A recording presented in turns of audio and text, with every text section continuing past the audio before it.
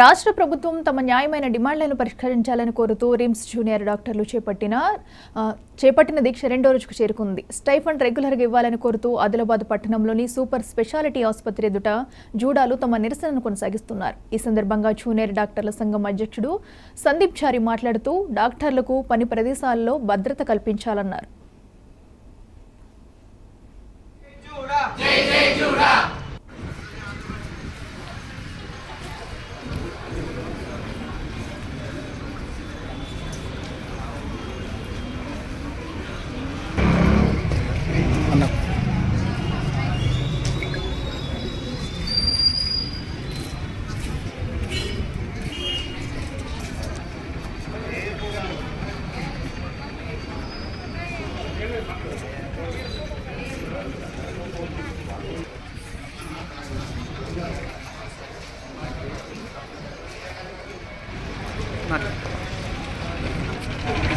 ఈరోజు మొత్తం స్టేట్ వైజ్గా జూనియర్ డాక్టర్స్ తరఫు నుంచి ప్రొటెస్ట్ అనేది రెండో రోజు కొనసాగుతుంది.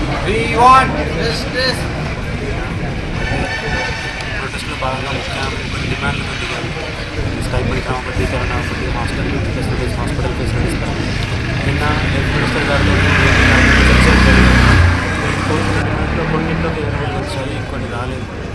ముఖ్యంగా హాస్పిటల్ ఫెసిలిటీస్ ఒకటి, హాస్పిటల్ డాక్టర్లకు కనీస వసతులు, తర్వాత సెక్యూరిటీ ఫోర్స్, డాక్టర్ల మీద జరిగే దాడుల్ని తగ్గించడానికి సెక్యూరిటీ ఫోర్స్ని ఎంపవర్ చేస్తూ పోలీస్ వాళ్ళని ఇంక్లూడ్ చేస్తామన్నట్టు లాస్ట్ రిలీజ్ చేసిన జీవోని కూడా వరకు దాన్ని ఏమీ పూరించలేదు. అదొకటి.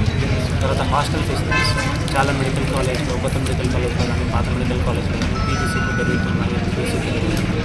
వాళ్ళకి కావాల్సిన కనీసం హాస్టల్ ఫెసిలిటీస్ అనేవి లేవు.